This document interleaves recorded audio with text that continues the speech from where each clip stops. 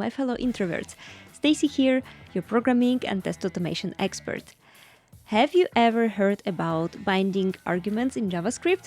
If not, we will take a look at how it's done today, and I will also show you how to do it in Python, and I will try to show you some examples where you can actually use it in real life. But before we start, don't forget to like the video and subscribe to our channel. So now, let's get on with it.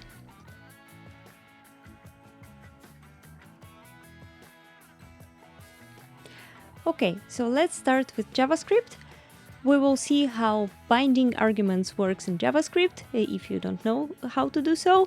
If you know how to do so, just rewind and see how it's done in Python. But in a moment, we will switch to Python and see how to do exactly the same thing in Python. But to do it with JavaScript, so let's open the browser console. And first things first, we have to create a function. So we will do function multiply. We will multiply two numbers. And we're going to accept number 1 and number 2 as arguments. And now we're just going to return num1 multiply by num2. Okay, and here we go, we have our function. And now let's imagine that we want a function that will always multiply by 3. So it will triple any result that we give it. And to do so, we're going to reuse this generic function of ours, and we're going to bind some arguments. So just watch how it's being done, and I will explain on the way what is happening. So first of all, let's create a new function. So we'll call it triple. And yeah, it's going to be just a variable, but soon it's going to be a function. So we have our variable triple, and now we're going to do the binding. So what we're going to do is to do multiply. And now, instead of giving some arguments here, we're going to do dot bind. And first argument is going to be null, because we don't want to pass anything here. And the second argument is going to be 3. So what is happening here is that we're binding two arguments. First of them is null, the second of them is 3. So we're kind of setting a default value to num2. So let's try to call it and see what happens. So we will do triple 5. 15, triple 6, 18.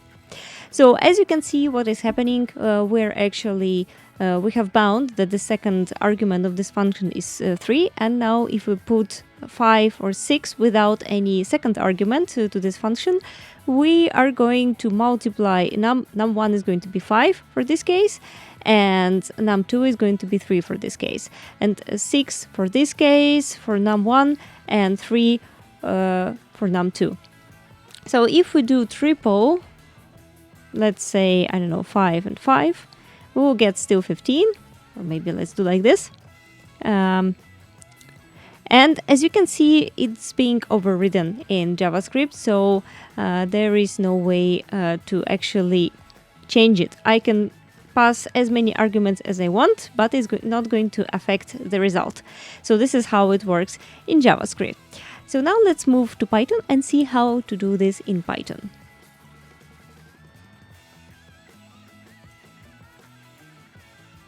So let's now do the same thing in Python. The same thing we just did in JavaScript. So in Python, it's not possible to just do dot bind. So you are going to need to import the partial function from functools library. But don't worry about that. Functools is available within the Python package, so you are probably going to have it in your system. So no need to pip install it. And basically what you have to do, you are going to do an import from functools import partial. And now let's create our function def multiply. Okay, and we need num1, num2, and we're going to return num1, num2. So we have our generic function multiply, and now we would like to actually create a triple function. So to do so, we will create a variable triple, and now we need to call the partial, and we will do multiply, and we're going to pass 3 here. So let's go ahead and print some results. So we're going to do triple 5, and let's do triple 6 as well. Okay, and as you can see, the results are quite the same as we had in JavaScript, so works pretty much the same. And even if we look at the code, it's actually, if not taking into account this import, it's pretty much the same. So what is going to happen if we are going to put another argument here, like we did in JavaScript? We have put like 3 arguments here, but it worked for us in JavaScript, so let's see what happens in Python. Okay, and in Python, as you can see, it's more strict about it.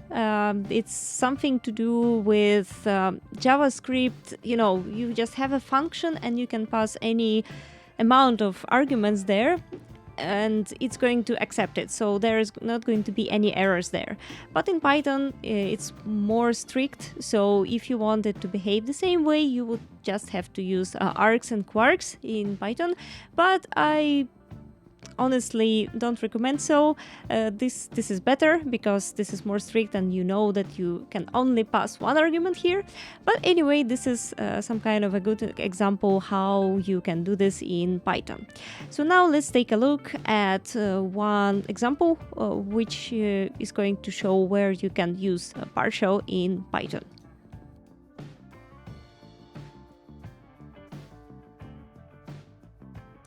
So binding in JavaScript, it's a pretty common thing. In JavaScript, you have a synchronicity, so sometimes you have to bind some arguments in different moments of the application run. But in Python, it's a bit less common, although you can also have a synchronicity. Although you can use it when you want to have the same argument being passed to multiple functions. So for example, you might be using a library which has multiple functions which require the same value being passed to each and every function. Or you just made some code and you wrote it this way that you have to pass it to each and every function. So in this case, it's pretty convenient to just put it through binding. So we're going to implement such code right now, and I will show you that it's kind of very convenient in such situations. So let's go ahead and we will have 3 functions. We will have a function which will add some numbers. Okay, and number 1, number 2, and we're just going to return num1 plus num2. We will have count length, let's say. We're going to pass the list here and return the length of the list. And we will have the 3rd function, which is going to add 1 to each and every item in this list, each and every element. Add 1 to each. Okay, and we're going to pass a list here. And let's say we're going to do for item in enumerate list, and we're going to have list from I equals item plus 1, something like that. Okay, so now let's imagine that all of those functions require some logging. So we want, for each of those functions, we actually want to log the operations that we're doing. And let's say we did it in this inconvenient way that we have to put it into the argument of each and every function. So we will do logging here, we will copy it and do it here, and we'll do it here. Another example of this might be if you're writing a server, you might want to pass configuration to each and every handler of postcat, etc. Or in tests, for example, you want to always pass some test configuration, or you want to pass a particular object to every test, then you might want to do so as well. So now let's use our partial function. So we will do from functools import partial. And now what we're going to do, we are going to assume that logging is done through print, just to not complicate things too much. So you can of course use logger for that as well, but I just don't want to complicate the things. So we will do add numbers equals, just like that, partial add numbers, and we need to pass the logging here. So we will just put print here without parentheses, because we want just to pass the reference. And we will do the same thing with count length, so this way, print, okay, and the same thing with the add one to each. Okay, so we've bound all of those. We could have, actually we could have had 4 which would do this, but let's do it this way for now. And as you can see, we use the same name. So if we are going to import this somewhere, then we will have add numbers, count length, and add one to each, and they're going to be already with print attached to them. So now let's try to call them. So we will do print. Let's add some numbers. So we'll do add numbers 1, 2, or 1, 3. Okay. Let's do print and count length, and we will do 1, 2, 3, and we will do print add 1 to each, and we will also do 1, 2, 3. Okay, so almost everything is ready, but we of course need to use the logging because we didn't use it before. So we will do logging, adding numbers, and here we will do logging counting length and logging adding 1 to each, and we can do an extra logging here and say that we are adding 1 to item. Okay, so let's go ahead and run it and see if it actually works. Okay, so as you can see, adding numbers, and then we have a print which is 4, counting length of this one, and we have 3, adding 1 to each, and as you can see, we have written it down this way, and of course we have a none here, but we didn't return anything here, that's why we have a none.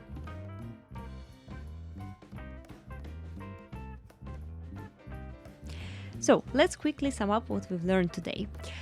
In JavaScript, binding arguments is quite popular, and you probably cannot live with it in some situations. In Python, probably it's not that popular, and you can still find some good usages of it. For example, if you have multiple functions which require passing the same value to them, like a configuration or a logger as we did before, or maybe just some common object, then partial is a very, very good way to bind this argument and just forget about it. So once you will use these functions in your code, you will not have to pass this common argument. You will just take care of other ones. Then what is also cool, the way we did with this multiply function, and we actually created a double, or yeah, we created a triple function, but we could have created a double function from it. You can do the same thing in Python, and this is pretty cool. You're not using any classes, but you're like deriving specialized functions from the generic function. And of course, partial will allow you to simplify some callbacks, you can just fix some parameter, this means that you will always pass the same value to them. You can integrate with some libraries which are annoying and require the same argument being passed everywhere. And of course, you can reduce the duplication of the code because you don't have to pass it in multiple times. So I hope I convinced you. I will put some links into the description. And of course, I remind you that we have a repository where you can find the code that we wrote today. This is all that I have for today. So have a very happy coding, and I see you in 1 week.